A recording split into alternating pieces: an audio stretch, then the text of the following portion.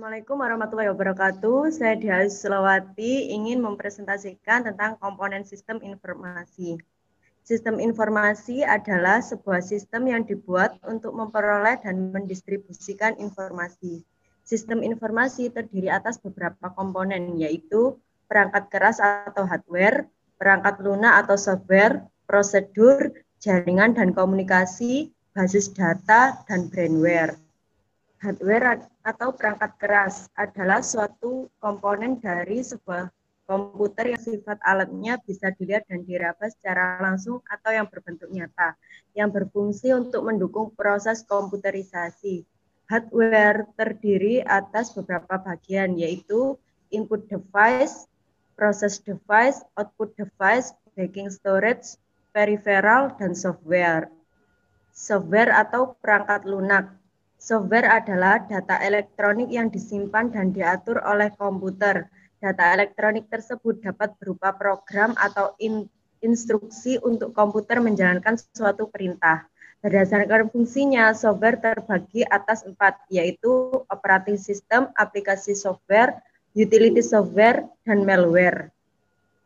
Yang ketiga yaitu prosedur. Prosedur adalah sekumpulan aturan yang dipakai untuk mewujudkan pemrosesan data dan pembangkitan keluaran yang dikehendaki. Di dalam prosedur terdapat proses bisnis. Apa itu proses bisnis? Proses bisnis adalah kumpulan kegiatan yang dibutuhkan untuk menghasilkan suatu produk atau jasa. Kegiatan ini didukung oleh aliran material, informasi, dan pengetahuan, serta cara-cara yang dipilih manajemen dalam mengkoordinasikan pekerjaan. Jika kita adalah developer, maka akan sangat penting bagi kita untuk mengetahui bisnis proses perusahaan untuk aplikasi yang akan kita kembangkan. Yang keempat yaitu brainware atau orang. Orang yang dimaksud di sini adalah orang-orang yang terlibat dalam proses pengembangan sistem informasi, pemrosesan, dan penggunaan keluaran sistem informasi. Basis data atau database. Basis data adalah kumpulan informasi yang disimpan di dalam komputer secara sistematik sehingga dapat diperiksa menggunakan suatu program komputer untuk memperoleh informasi dari basis data tersebut. Yang terakhir yaitu jaringan komputer dan komunikasi data. Jaringan komputer merupakan sistem yang terdiri dari gabungan beberapa perangkat komputer yang didesain untuk dapat berbagi sumber daya, berkomunikasi, dan akses informasi dari berbagai tempat antara komputer yang satu dengan komputer yang lain. Dari komponen-komponen dan klasifikasi sistem informasi, kita beralih ke arsitektur informasi. Apa itu arsitektur informasi? Arsitektur informasi juga disebut sebagai arsitektur teknologi informasi, arsitektur sistem informasi, infrastruktur teknologi informasi. Arsitektur informasi adalah gambaran atau kebutuhan atau rencana-rencana teknologi informasi yang berguna sebagai penuntun bagi operasi sekarang atau menjadi cetak biru untuk arahan di masa depan. Tujuan dari arsitektur informasi adalah agar bagian teknologi informasi memenuhi kebutuhan bisnis strategis organisasi. Arsitektur informasi dapat dibedakan menjadi 3, yaitu tersentralisasi atau terpusat, desentralisasi atau tersebar, klien atau server. Arsitektur tersentralisasi. Arsitektur tersentralisasi adalah arsitektur informasi yang menjadikan mainframe sebagai pemeran utama. Mainframe adalah komputer yang berukuran relatif besar yang ditujukan untuk menangani data yang berukuran besar, dengan ribuan terminal untuk mengakses data dengan tanggapan yang sangat cepat dan melibatkan jutaan transaksi. Implementasi dari arsitektur terpusat adalah pemrosesan data yang terpusat atau biasa disebut dengan komputasi terpusat. Semua pemrosesan data dilakukan oleh komputer yang ditempatkan di dalam suatu lokasi yang ditujukan untuk melayani semua pemakai dalam organisasi. Arsitektur desentralisasi atau arsitektur tersebar. Arsitektur desentralisasi adalah konsep dari pemrosesan data tersebar yang mana sistem pemrosesan datanya terdistribusi atau biasa disebut sebagai komputasi tersebar.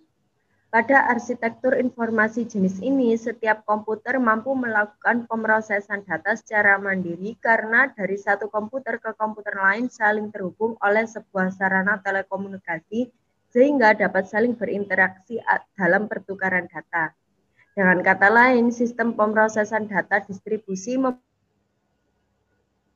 membagi sistem pemrosesan dan terpusat ke dalam subsistem-subsistem yang lebih kecil, yang pada hakikatnya masing-masing subsistem tetap berlaku sebagai sistem pemrosesan data yang terpusat. Penerapan arsitektur desentralisasi terdapat pada sistem perbankan. Arsitektur klien atau server. Pada arsitektur informasi ini, klien mempunyai kemampuan untuk melakukan proses sendiri. Ketika sebuah klien meminta suatu data ke server, server akan segera menanggapinya dengan memberikan data yang diminta ke klien bersangkutan. Setelah data diterima, klien segera melakukan pemrosesan. Dengan menggunakan arsitektur informasi ini, informasi dapat dibangun dengan menggunakan komputer jenis apapun.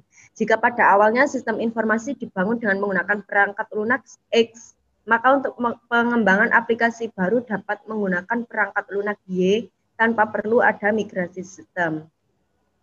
Sekian presentasi dari saya. Apabila ada pertanyaan, silahkan. Saya. Ya, silahkan.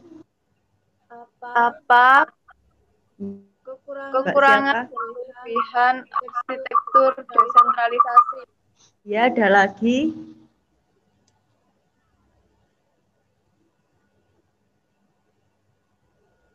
Ya. Saya mau bertanya, Mbak Dia.